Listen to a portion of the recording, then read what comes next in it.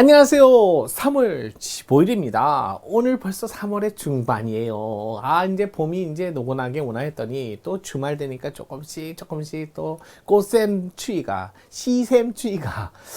자, 감기 조심하세요. 환절기 감기 조심하셔야 됩니다. 자, 일단은 3월 15일 토요일입니다. 가셔야죠. 통치구조입니다. 행정부 편이에요. 오랜만에 봅니다. 행정부 조문, 자, 헌법 조문 관련해서 좀 살펴볼게요. 오늘도 정인영과 함께하면 통치구조.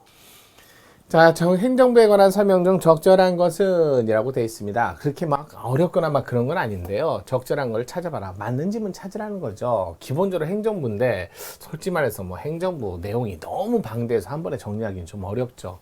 행정부 헌법 조문은요 66조부터 100조까지 돼 있어요. 100조까지 돼 있고요. 요건 그 중에 97조부터 그 다음에 100조까지가 감사원 조문이 여기 들어있죠.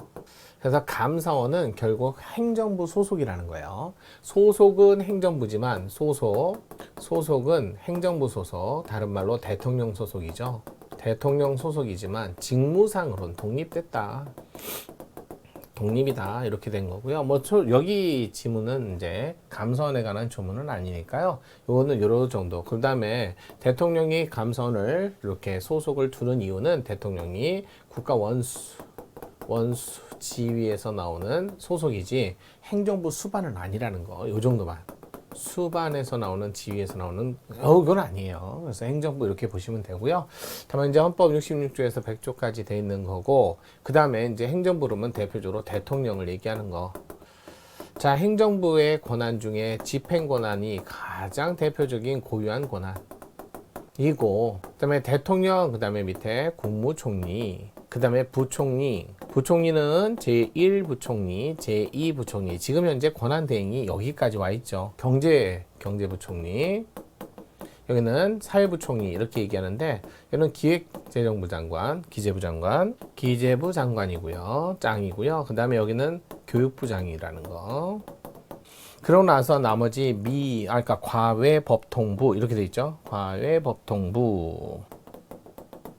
이런 식으로 순차적으로 정부조직법에 근거해서 26조에 근거해서 그러다 보니까 국무총리가 관할할 수 있는 행정각부는 딱 정부조직법 26조에 말하는 거지, 대통령 직속기관인 국정원 여기는 국무총리 관할이 아닙니다. 그래서 국무총리 관할은 모든 행정각부를 대상으로 하지 않습니다.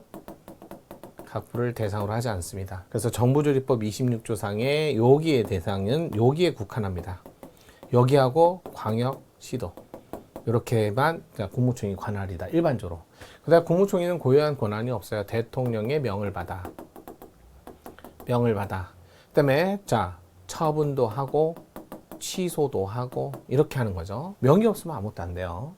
또 대통령은 항상 뭘 하던 국무회의 심의, 부서 문서 이걸 꼭 지켜야죠. 국무회의 심의 대상인 거 아니고 기타까지 있다 보니까 넓어요. 그래서 국무총리가 2차 개헌 때 유일하게 폐지된 적이 있죠. 이거 빼놓고는 국무총리는 폐지된 적이 없습니다. 지금은 대통령 권한 2인자예요. 대행자로서. 그래서 부총리 순으로 되어 있고요. 그 다음에 이렇게 대통령의 권한, 그러면 대표적으로 대통령의 권한. 자, 개인적 지위에서 나오는 권한, 그러면 대통령 개인적 지위에서 나오는 권한, 그러면 대표적인 게 바로 불소추특권. 불소추특권. 여기 내란죄, 외환죄, 요건 제외하고 불소추특권, 임기 중에. 그래서 일시적 연기권이라고 하죠. 그러면 불소추하니까 소추만 안 되는 게 아니라 수사도 안 합니다. 그래서 법률적 불능으로 보여. 법률적 불능 사유로 보기 때문에 공소시효가 정지된다. 이건 명문의 규정이 없어도. 다만 내란죄와 외환죄는 제외되니까 이거는 소추가 됩니다. 수사됩니다. 이렇게 보면 되죠. 그러니까 여기는 공소시효가 진행합니다. 이렇게 된다는 거죠. 이렇게 나와야죠. 그러면 대통령이 내란 외환죄를 제하고는 불소추한다고 했으니까 대통령은 내란 외환죄를 저지를 가능성이 있다는 거 없다는 거예요? 있다는 거예요. 요즘 이상한 얘기 하잖아요. 뭐 대통령이 최고 통수권자니까 뭐 내란죄를 저지를 대상이 없다? 뭐 말도 안 되는 얘기. 그럼 뭐 헌법조문 이걸 왜 만들어놔요? 내란 외환죄를 저지를 가능성이 있으니까 여기다 법조문을 헌법조문을 둔 거 아니에요? 우리 과거 역사상 이거예요. 그 다음에 대통령 이제 직무상 권한이 있죠. 그러면서 나오는 직무상 대표적인 게 행정권한이 가장 고유한 권한이죠. 입법, 행정, 사법 이렇게 나오셔야죠. 사법의 사면권, 통치행위 뭐 이런 거 나와야죠. 물론 기관 구성권으로서 대법원장, 대법관은 대통령이 임명합니다. 일반 법관은 대법원장이 임명하고요. 대장, 대관. 자, 국회 동의받아 대통령 임명, 대통령이 임명 이렇게 되어 있고요.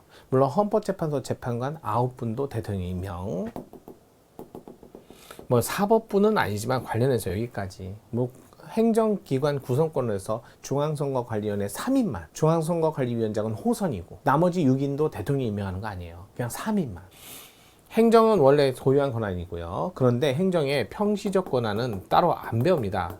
비상시적 권한. 이걸 배우죠. 그래서 여러분 아마 헌법조문에 76조하고 77조 민감합니다. 요거 비상겸 반드시. 그 다음에 요거는 긴급명령 등이죠. 이렇게 이건 조문을 반드시 암기하셔야 돼요. 조문 암기 필수적으로 암기. 시험 꼭 나오니까. 그 다음에 입법권한 이거 75조 95조 시행령 시행규칙 이거죠. 그래서 이렇게 정식적으로 이렇게 보셔야 돼요. 대통령의 권한까지 잘 조문까지 이해하시면서 낱낱이 보셔야 돼요. 꼼꼼히 보셔야 돼요. 이거 대충 보시면 행정 그러니까 이렇게 해서 흘러가면 행정권한 대통령의 지위가 뭐뭐 있어요? 국가 원수, 국민의 대표로서 민주 정당성, 그 다음에 마지막 행정 수반이잖아요. 그래서 이렇게 보시면 돼요. 비상계엄을 할 수 있는 이런 비상시적 권한은 국가 원수에서 나오는 거예요. 이런 행정 수반이고요. 그 다음에 자 어찌됐든 국가 원수의 지위에서 나오니까 감사원도 행정부 소속으로 들 수 있다는 거죠. 이렇게 정리하시면 돼요. 자 정리할 건 많지만 이 정도 보시고 문제를 좀 볼게요. 행정부에 관한 설명 중 가장 적절한 건 옳은 질문을 골라봐라. 자 일단은 89조의 국무회의, 국무회의 심의사항 여기 있는데 국무회의 심의사항 여기 명시로 쭉 돼 있는데 마지막에 기타라고 돼 있어요. 대부분 대통령회의는 전부 다 국무회의 심의한다. 그래서 정부 안의 권한의 위임 또는 배정의 권한 이거 11조. 근데 국정 처리 상황의 평가 분석 12조. 이건 12호. 이건 대상 포함된다. 맞는 지문인데 솔직히 이걸 아는 사람이 어딨어요? 공부 이것 때문에 이거 외우는 사람 없잖아요. 그러면 이제 나머지 볼게요. 2번 66조 사항에 보니까 행정권은 대통령 수반으로 하는 정부에 속한다라고 규정하고 86조에 대통령이 명을 받아 국무총리가 행정각부를 통할한다. 이때 행정각부는 아까 중앙행정각부하고 광역시도까지만 따라서 통할하도록 규정하고 있는 바 대통령 행정부 국무총리거나 헌법규정의 해석상 국무총리를 통할받는 행정각부에는 모든 행정각부가 포함된다. 이거 틀렸네. 맨날 이거 86조 나오면 이거 내려고 나는 거예요. 86조는 2번 틀렸고 3번 대통령이 국회 파병 동의안을 제출하기 전에 대통령 보좌하기 위해서 파병 정책 심의 의결안 국무회의 의결 이건 내부적 심의 절차 심의기관 이거는 의결기관 아니에요. 국민에게 나가는 것도 아니에요. 공권력 행사로 보지 않습니다. 기본권을 침해하는 국가기관 내부적 의사결정 행위가 아닌 법적 구속력을 아니에요. 내부적 의사결정 행위에 불과하고 법적 구속력이 없습니다. 그 자체로 국민에 대해서 직접적 법률 효과를 발생시킨다. 틀린지 뭐. 4번 헌법 75조 95조 이거 시행령 시행규칙 위임을 통해서 시행규칙, 불령, 총리령에 입법자가 법률의 구체적 범위를 정한다 하더라도 대통령령이 아닌 부령이나 또는 총리령에 입법상을 위임할 수 없다. 누가 봐도 틀린 지문인 거 알겠어요. 그러면 1번은 몰라도 2번, 3번, 4번은 명백히 틀린 걸 알 수 있으니까 소거법으로 1번이 틀린 걸 찾으셔야 됩니다. 이것도 테크닉이에요. 자꾸 익숙해지셔야 돼요. 어렵다고 생각하지 마시고 익숙해지세요. 저랑 같이 함께하면 됩니다. 자, 내일도 통치구조 오실 거죠?